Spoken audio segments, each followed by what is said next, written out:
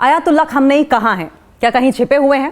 क्योंकि लगातार लोग इस बात को लेकर कयास लगा रहे थे कि कहीं बंकर में जाकर आयतुल्लाह खamenei छिप गए हैं, लेकिन सच्चाई यह है कि बंकर में नहीं, ऑपरेशन रूम में बिजी थे आयतुल्लाह खamenei।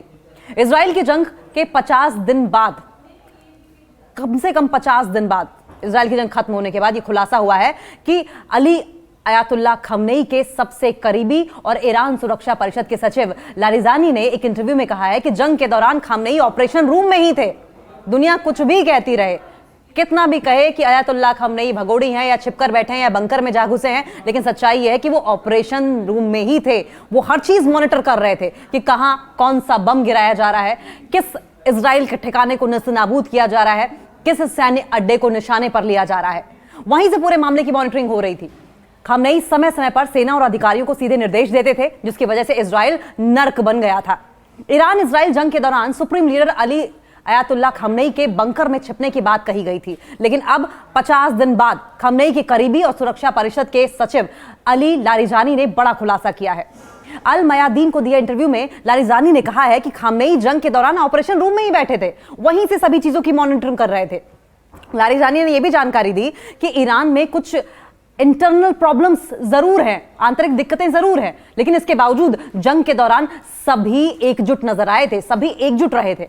हमारे नेता लगातार एक्टिव रहे थे, खुद ऑपरेशन रूम से चीजों की मॉनिटरिंग कर रहे थे, लगातार सेना को निर्देश दे रहे थे, और इसी का असर था कि सेना इजराइल पर मिसाइलें दाग रही थी।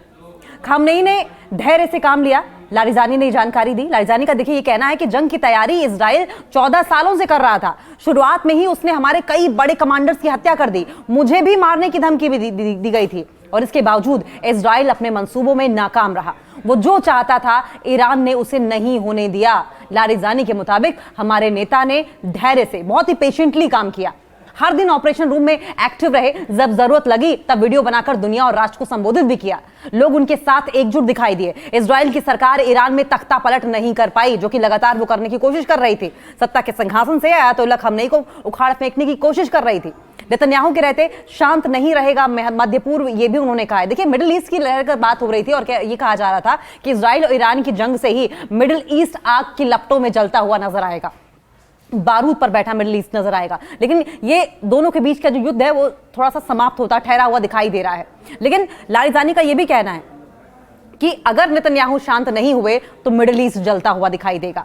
लारिजानी ने इंटरव्यू में दावा करते हुए कहा है कि जब तक इजराइल की सत्ता में बेंजामिन नेतन्याहू रहेंगे तब तक मिडिल ईस्ट शांत नहीं रहेगा। अपने फायदे के लिए नेतन्याहू हर दिन किसी न किसी देश पर अटैक करते हैं।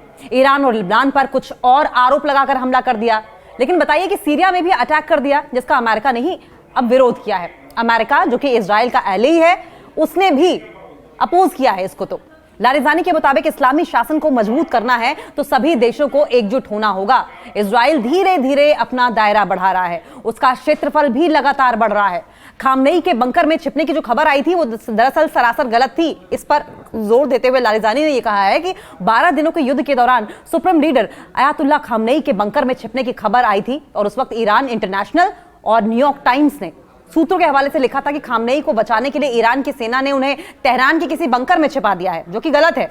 जंग के दौरान मोसाद के जासूस खamenei को रेडार पर लेना चाहते थे, लेकिन वो अनसक्सेसफुल रहे, पूरी तरीके से नाकामयाब हो गए, विफल रहे। अब लारिजानी के खुलासे ने इस मामले में एक नया मोड़ दे दिया है।